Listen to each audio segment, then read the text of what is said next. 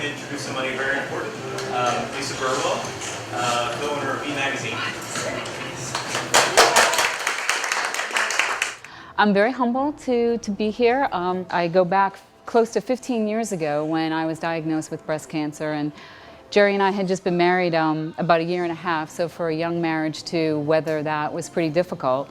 And obviously it takes a village, it takes an army of friends and family, and this table really was instrumental in support and love to, get me through it. It's so great to have friends for a really long time that have been with you through basically, thick and thin, and that's what community and friends and family is, all about. And when I knew that I was going to be speaking tonight, and I didn't know who, was going to be joining me at the table, it was just really kind of heartwarming that this group of people was here, because that was when we were going through a really, really hard time. I've had a lot of, ups and downs, just like everybody has. But the one thing that I would have to say that was a gift that, and you have to look at the positive, that breast cancer did for me was after I went through that, I really was never a person that was very fearful to begin with. I'm just kind of wired with a innate level of courage, but I got way crazier after surviving breast cancer.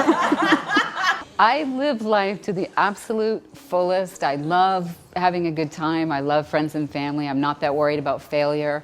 In everyone's life, you're faced with something, but when you are faced with, am I going to live next year or not, it kind of gives you the guts and the courage to go out and do a lot of things that was pretty liberating for me. And, if you can survive that, how bad can something else get? So I've always had a zest for life, but, I obviously have more of a zest now that I'm actually still living and really enjoying myself as much as I possibly can. And it's appropriate and apropos, but really that's what is kind of my message that I live every day.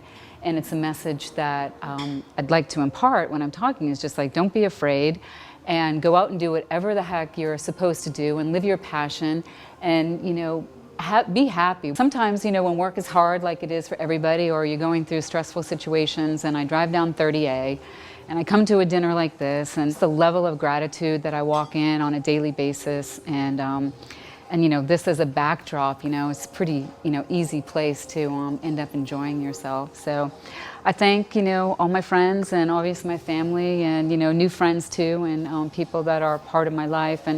And I really never talk about this at all, especially not in public. So I just want to tell you that the only person that could have ever convinced me to get up here is Carrie Price.